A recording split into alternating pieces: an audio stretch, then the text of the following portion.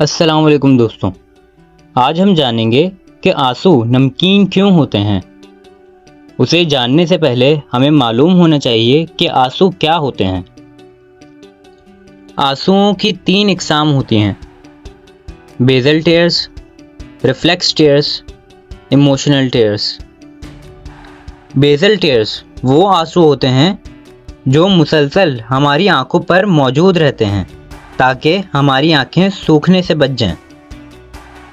Reflex tears वो आंसू होते हैं जो आंखों में उलझन की वजह से पैदा होते हैं, मसलन जब आंखों में मिट्टी चली जाए या फिर प्यास काटते वक्त। इमोशनल टेयर्स वो आंसू होते हैं जो किसी भी तेज़ एहसास यानी स्ट्रॉन्ग इमोशन की वजह से पैदा हों, मसलन इंतहाई खुशी या गम के मौके पर जो आंसू पैदा हों।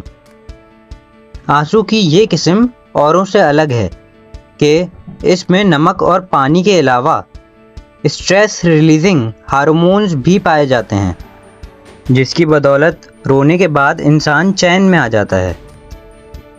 आंसुओं में सोडियम क्लोराइड होने की वजह से वो नमकीन होते हैं और ये उसी तरह का नमक होता है जो हम रोज़मर्रा की ज़िंदगी में खाते हैं।